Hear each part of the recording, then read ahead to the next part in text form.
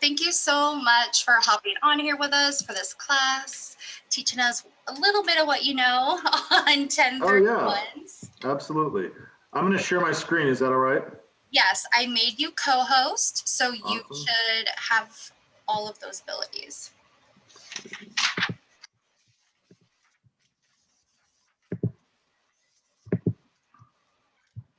All right, here we go. Awesome.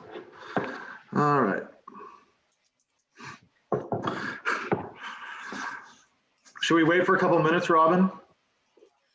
Sure, we can. There's still people like steadily coming on. Yeah, whatever you want, Kyle. It's your show. Sure. If we're recording it, I mean, if they miss anything at the beginning, they can watch it. So we should probably get started for everyone who was on in time. My name is Kyle Williams. For those of you that don't know me, I oversee sales in the state for IPX 1031. We're Fidelity National Financial's exchange division. So if you work with like Fidelity, Chicago, Ticor, there's a whole bunch of others, but those would be the big three around here. We're actually their exchange division. That's my business Facebook. It's really my only Facebook. So if you guys want to connect with me or invite me to like your page, I'm more than happy to do that as well. I can cover everything fairly quickly today. This is like a condensed version. This is like the lunch and learn version of my clock hour class. So we'll cover a lot of the nuts and bolts and everything. But if you guys have questions, please jump in and ask them as you have them. It does me no good to just kind of ramble on through this if I'm losing you, if I'm going too fast. So please jump in with questions as you have them. Except for Mullah and Cheyenne, please don't ask any questions. All right, 1031s and your clients. So I tell agents and brokers, at the end of the day, tax law is outside the scope of your licensing, and you take on something when you discuss things that are outside the scope of your licensing, you take on liability. So our job is really to take that burden off your shoulders and work directly with the client's CPAs, their financial advisors, whoever needs be involved in the situation for us to answer any questions and make sure the transaction goes smoothly for the clients. So most important thing to remember today, call me with questions as you have them. So why talk about 1031s? 1031s, I would say, are literally the best kept marketing secret in the entire real estate world. There's nothing else that allows you to buy and sell assets over the course of your entire life and never pay taxes. That's why some people also say 1031 is the greatest wealth building tool in the entire tax code, because literally there's nothing else. Some people may say, oh, what about my IRA? What about my 401k? Yeah, you can get at those when you're 59 and a half, but with investment real estate, like if you buy a rental today, you can exchange that in 5 years and not pay any taxes. So you can buy and sell over and over and over by the time you're 59 and a half when you could get at your other real estate investments. So unfortunately, it's also one of the most underused parts of the tax code as well. Many agents and brokers don't understand 1031s, and many clients don't understand 1031s. So you may have clients that have been investors and own a dozen rentals in the area, and they've never done a 1031 because their CPAs never told them, their brokers never told them. They don't know much about it. So at the end of the day, your clients that own investment properties should probably be doing 1031s. So what is a 1031 exchange? In a nutshell, a 1031 exchange allows you to sell one investment property, even multiple investment properties, and use all the equity. That's a key phrase I like to use, all the equity, not just the after-tax equity, to reinvest into something bigger and better. So if your client sells let's say a duplex for $1 million and they've owned it forever, instead of paying 20 or 25% in taxes and only being able to reinvest like 750,000, they get to reinvest that full $1 million because they didn't pay taxes. So I talked about this a little bit at the beginning. You can actually buy and sell assets over the course of your entire life and never pay taxes with investment real estate. But that word exchange throws people off. So when you hear that word exchange, a lot of people will think, a lot of clients who have never done a 1031 will say, well, Kyle, I don't really want to trade properties with someone else because that's what an exchange is, right? Well, not really. A 1031 is really a three-party transaction, but it used to be a deed swap. It used to be literally an exchange. That's where we got it from. So 1031's been around for 100 years, 1921. This is like the 100-year anniversary. This guy came along and changed the game forever, TJ Starker. And so he's the one who took it about 45, 50 years ago from a two-party exchange into what we see today with the three-party exchanges, where I'm an exchanger, I'm one party, I'm selling to a second party and buying from a third party. Targeting the investor market. I love this. So if you don't work with investors, you're probably missing out on a lot of transactions because investors really move the market. I mean, yeah, working with clients buying their primary residence, that's your bread and butter. But at the end of the day, there are more investors out there that you can imagine. Investor clients are great. They're less emotional. They will never be those clients where you're looking for 2 years. You've shown them every property in King County or Snohomish County, and nothing ever works for them. It's like, oh, this price is too high. I don't want to put money into this property, this, that, or the other. Investor clients, much less emotional. They just want to see it pencil out on paper. 1031 investor clients, motivated because they have to find something relatively quickly. And I'll get into the timelines at the end. But ultimately, again, they'll never drag their feet. They need to buy something and find something and get under contract really, really quickly. Lastly, multiple transactions. So it's not uncommon for us to see brokers maybe sell one property and clients want to use all their equity and leverage up and buy 2 or 3 others. That's great because when you sell a client or even sell their primary residence when they're moving out, that's one transaction. But with investors and 1031s, many times it's multiple transactions. That's almost more than norm. So why now? Interest rates. Obviously, you guys see it every day. Interest rates are at all-time lows, so investors are buying up what they can. There's also a lot of investors that are sitting in cash too, more so than there were a few years ago. Now it seems like a lot of investors I talk to think we're in a bubble and the economy is going to blow up and Armageddon's here and this, that, or the other. We don't know if that's going to happen, but we do know real estate will go down at some point because it's cyclical, right?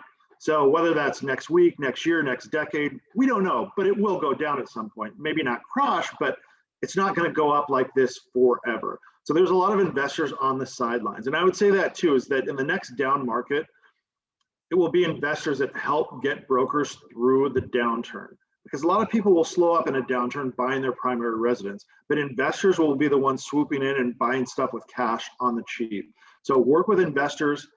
Interest rates are low, but a lot of investors are in cash right now.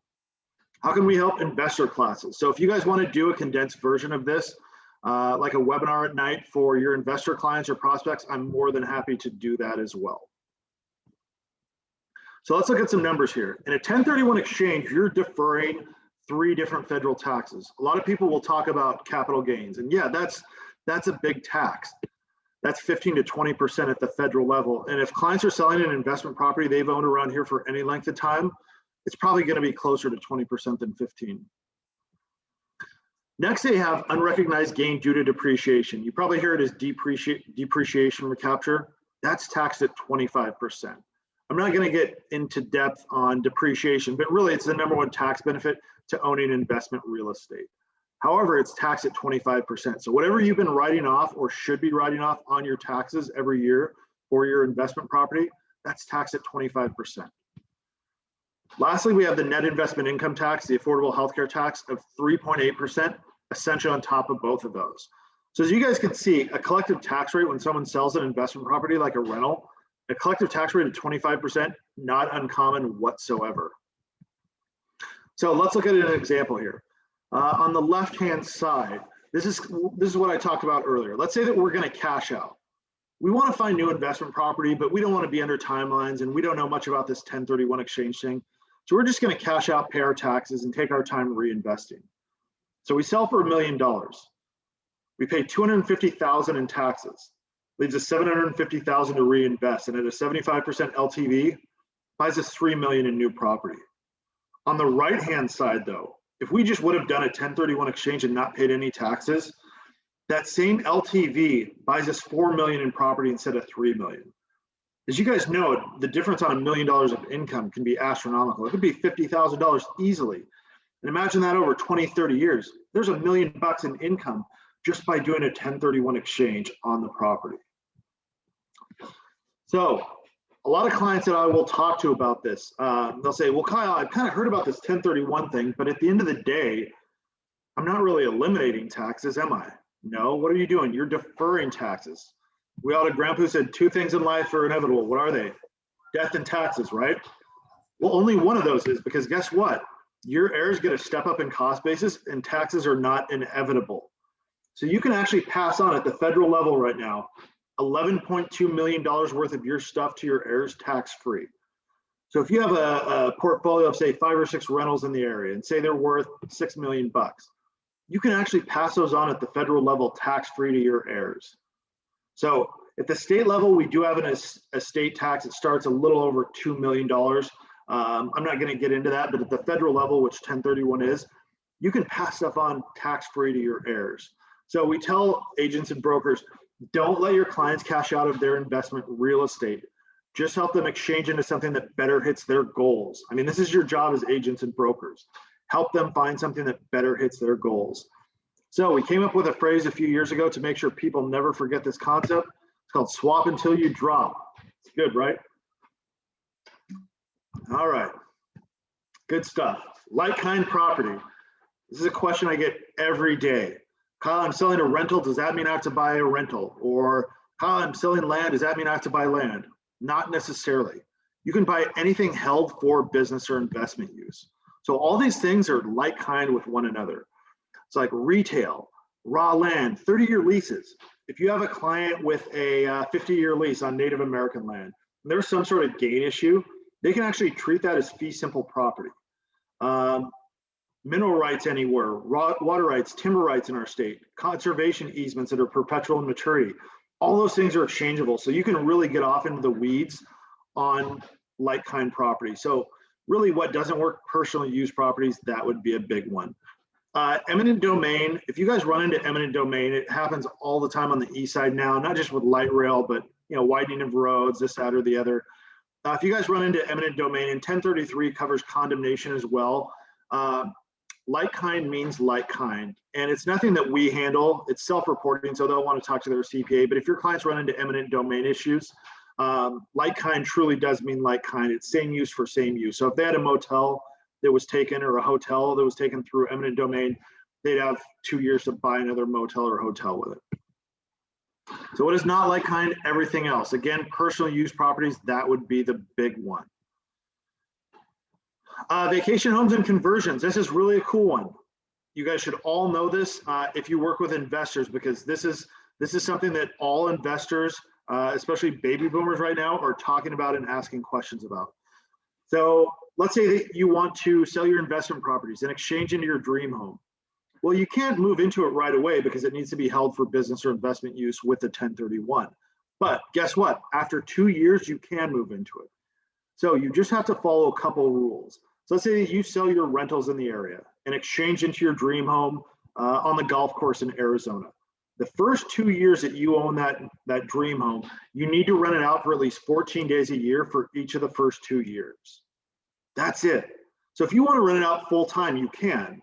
But I would say that even the majority of exchangers that do this, the last thing they want are full-time tenants in their dream home. So they'll get the minimal amounts of rent on it. They'll put it on Airbnb for a couple weeks, or they'll rent it to a friend. Like I could call Robin and say, Robin, come rent this from me 2 weeks this year and 2 weeks next year. I've satisfied that requirement.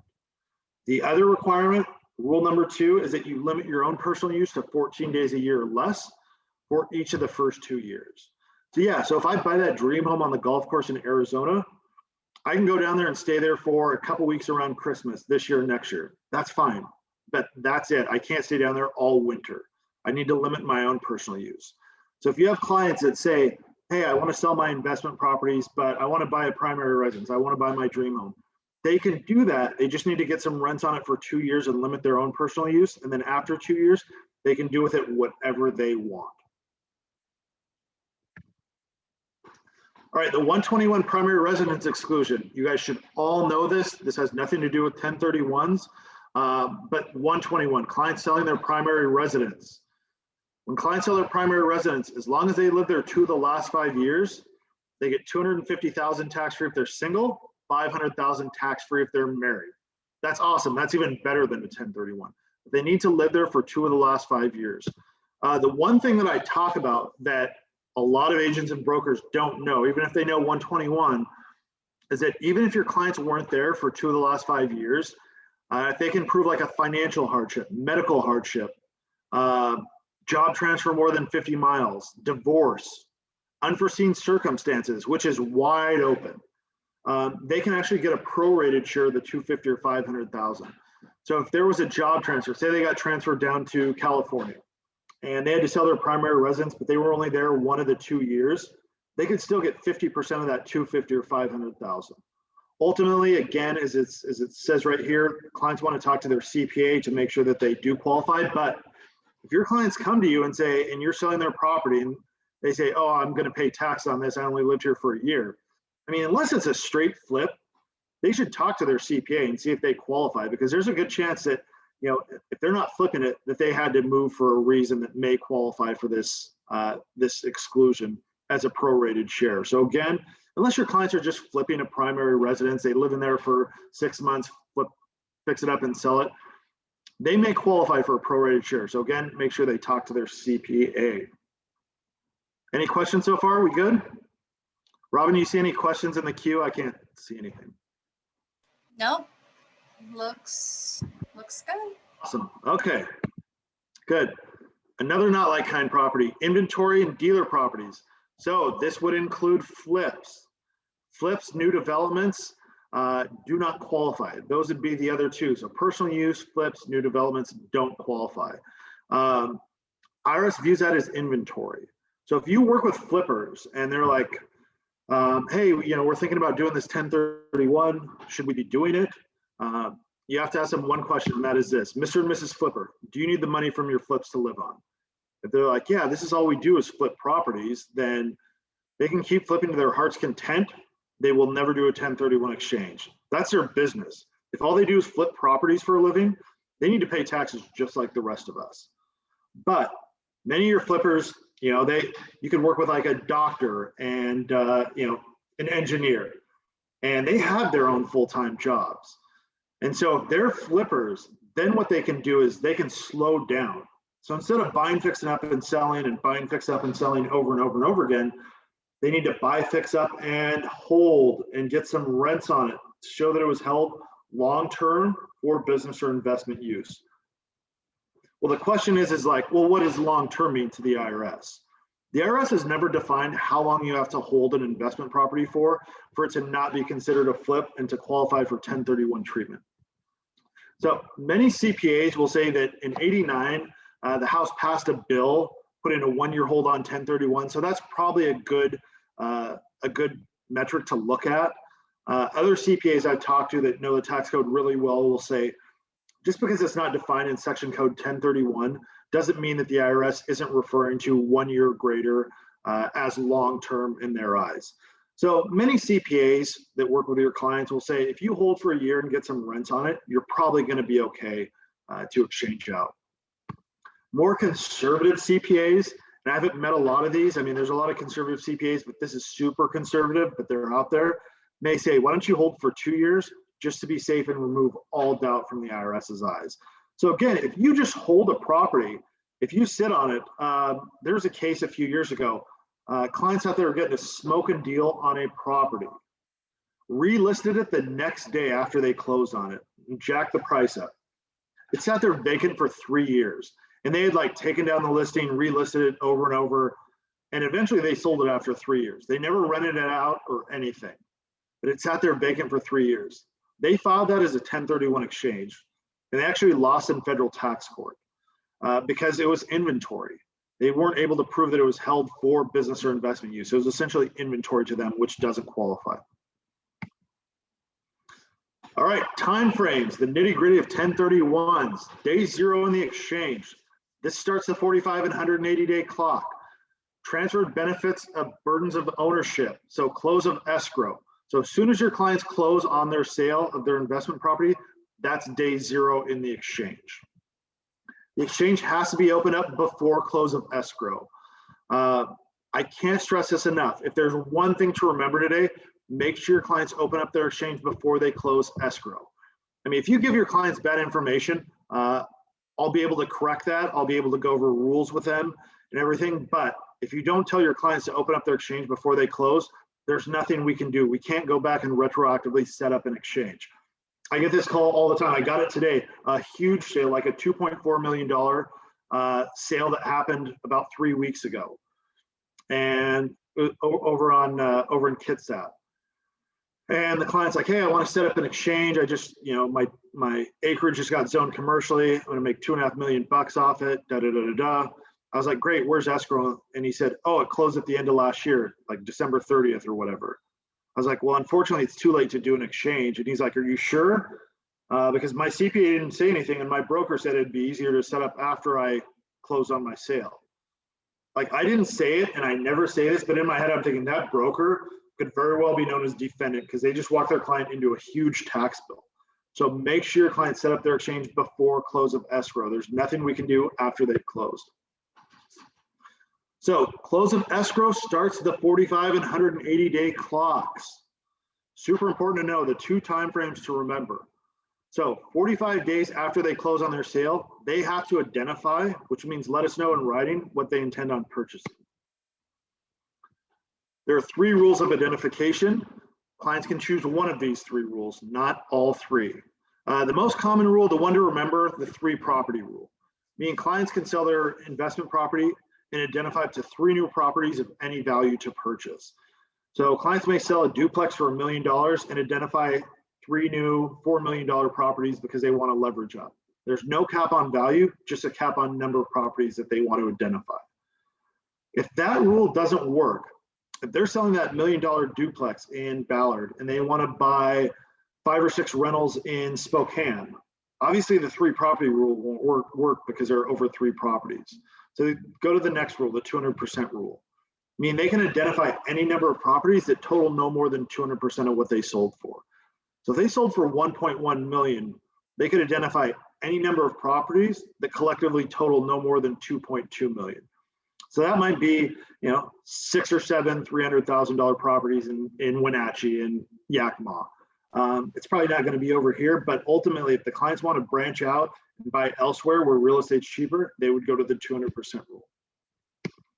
Lastly, and this is a rule you don't really have to remember, but it's good to know that if your clients they want to identify more than 3 properties and more than 200% of what they sold for, they would go to this last rule, meaning they can identify whatever they want. They can identify the town of Seattle if they wanted to, but it means that they have to close on 95% of the value that they identify. So the only time I really ever see this is if a client is buying a portfolio of properties. Say they're buying 30 rentals in Kansas City, Missouri, and they're either going to buy that whole portfolio or just walk away and pay their taxes. So there's a rule that will work for your clients that allow them to over-identify. Yeah, Robin. So in the comments, Rhonda asked, I have clients that want to sell their house, rent for a few months, and then buy something in the area where they are renting once they get to know the area better. Could they use the 1031 here? Wait, start that again, Robin. They want to sell, but they want to rent for a few months. Actually, Rhonda, are you able to unmute yourself? Yeah. Perfect. Hi, Rhonda. So basically, they're downsizing. Kids are going to college. They want to reduce their physical footprint.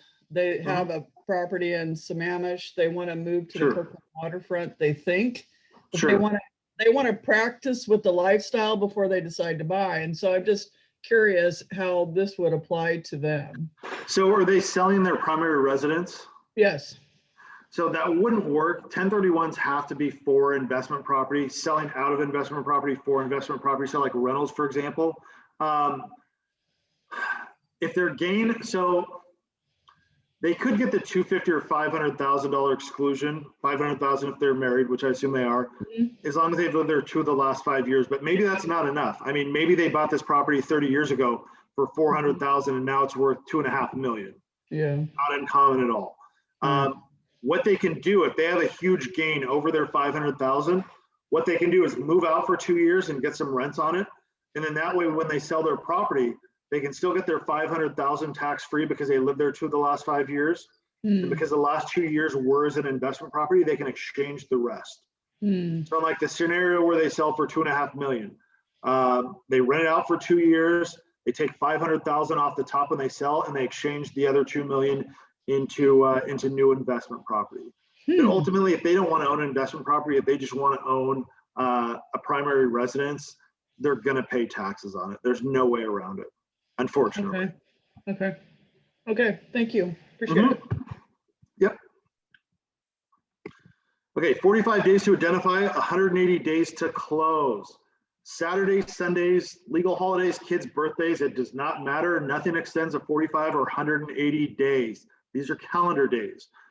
So if you're exchanging into a new build and you plan to close on day 180, but day 180 is a Sunday, you're not closing on day 180, so you better close on day 178.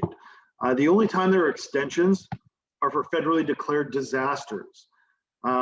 Even with COVID, we didn't get full disasters. So federally declared disasters are not common. This is like, think Hurricane Katrina, 9/11, wildfires that decimate half the state of California, things like that. In which case clients can get extensions, but it's very, very rare. It's not common at all. So make sure your clients understand, because I'll let them know as well, they cannot get extensions for the 45 or 180 days. One other thing that's important to know, our job as a qualified intermediary is to hold funds for the duration of the exchange, because the clients can't control or touch funds, as is known in the industry.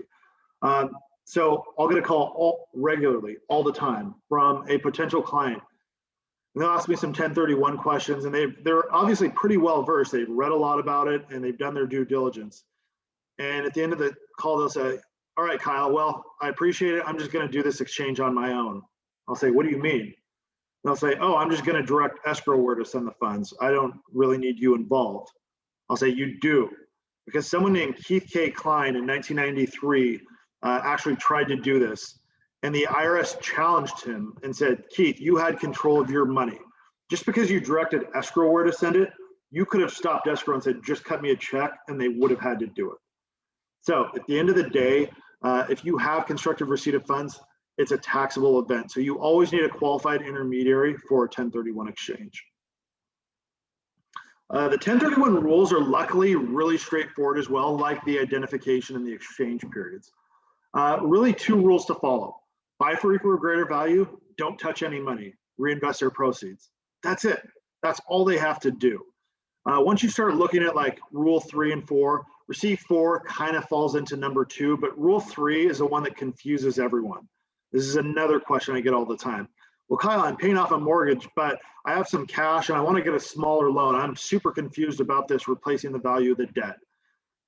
At the end of the day, they just need to do 2 things: buy for equal or greater value and reinvest their proceeds. At that point, everything else just falls into place from a math standpoint. So it's really straightforward. If the clients want to pull funds out, say they need to pull out $50,000 at closing for whatever reason, they can do that. It's just going to be fully taxable. So to fully defer federal taxes, buy for equal or greater value, reinvest all proceeds. Don't touch any money. All right, mixed use exchanges. Another common thing in the area. Duplex. Let's say I have a duplex and I live in one half and rent out the other half. Let's say I live on the left-hand side and rent out the right-hand side there. When I sell that duplex, I'm going to take the 250 or 500,000 primary residence exclusion on the half I lived in, and the half I rented out, I'm going to exchange that value right out. I can get a broker's opinion of value. I can call my broker and say, hey, what's this side worth? 133A. What's that side worth? They'll say, oh, 330,000. That's my exchange value. That's what I would exchange out of the 1031. And I could buy another duplex and use those exchange funds for that duplex. I could buy land. I could buy a single family rental. I can basically buy any type of investment property at that point. Mother-in-law unit. Uh-oh, sorry for the typo. If you have a monster-in-law unit and you rent that out, that is actually exchangeable as well, kind of like the duplex example. So let's say that I'm selling my property for $1 million, my primary residence, and 750,000 of that is the primary residence, and 250,000 of that is the ADU and back, the mother-in-law unit. That 250,000 is fully exchangeable. Again, I don't have to buy another property with an ADU. I can exchange that and buy a rental in Kennewick, for example. I don't actually have to buy another mother-in-law unit. It's fully exchangeable. Old Victorian, let's say I have an old Victorian and I live in the 2,000 square foot downstairs and rent out the 1,000 square foot upstairs to a college student. Whatever the value is of that 1,000 square feet, again, I can just get a broker's opinion of value. I can exchange that right out. So if that value is worth $310,000, that's what I will exchange out into a new single family rental, or maybe raw land, for example. So why 1031? One of the most common reasons right now, especially with baby boomers wanting to get out of the area, wanting to settle down, maybe live on the golf course in Arizona, moving markets. So clients can actually sell here, buy in Arizona, they could buy in Florida, or sell in California, buy in North Carolina in this example. They don't have to specifically stay within the state because 1031 is federal. So if your clients are hankering to get out of Washington and they own investment properties here, they can do an exchange into other investment properties in other states. They don't have to stay here. Estate planning, this is kind of a cool one. Our favorite 99-year-old client story. So this 99-year-old client owned a piece of land, and this is a few years back in Northern California, outside the Bay Area. And he had bought it, I think when he was like 19, 20 years old. He bought it for like less than $1,000. And by the time he was 99, it was worth $3 million, just about $3 million. And his issue was that he had 3 kids, and the kids had been fighting their entire lives. They hated each other. And he knew when he passed that these kids would fight over that property. So he didn't know what to do. And his CPA actually had looped us in. And so we work with like his CPA and his estate attorney on this. But what he did is he listed and sold his property for $3 million and bought 3 new properties that each child had picked out for around $1 million each. And that way he could put it in a revocable living trust for each of the kids. And that way they already had their properties picked out when he passed, because they pass on tax-free to the heirs. So that's an example of estate planning. And that's, you don't have to remember that. There's a lot of reasons out there why people are doing 1031. So it's great to know the investor market and know what clients are doing. All right, reverse exchange. Reverse exchange. Everything is flipped around in reverse. So the normal 1031 exchange that we've been talking about, as I mentioned, as soon as you close on your sale, you have 45 days to identify to us new property to purchase, and ultimately 180 days to close. In the reverse exchange, everything is flipped around. From the time you close on your purchase, you have 45 days to let us know what you're selling and 180 days to close on your sale, which in this market can make a lot of sense. The biggest issue that you guys are running into is the same thing that our exchangers are running into. There's no inventory, and they know that. So they'll be like, Kyle, listen, I want to sell my rental that I've owned for 20 years because I have a huge gain and I need to do an exchange, but I don't think I'm going to find anything to rent because there's nothing out there. So what they'll do is take their time finding the property that they want to purchase. And then once they have that under contract, then they can do a reverse exchange. They close on the purchase first, knowing that they can close on their sale within 180 days. The difference is that in a normal 1031 exchange, we just take title to funds. We control funds. In the reverse exchange, we actually hold title to the new property. Because we're taking title to the new property, we'll hold it under a single-use LLC. Your traditional lenders aren't going to lend to that type of structure. So clients generally need alternate financing, hard money loans, some sort of bridge loan, or outside cash to purchase a property. That way we can take title and then deed title back to them when they close on their sale. But what's key to remember here is that if your clients say, hey, I want to do a 1031 exchange, but I kind of want to find a property to buy first, they can do that. Just have them give me a call, or they can talk to their CPA and I can walk them through that.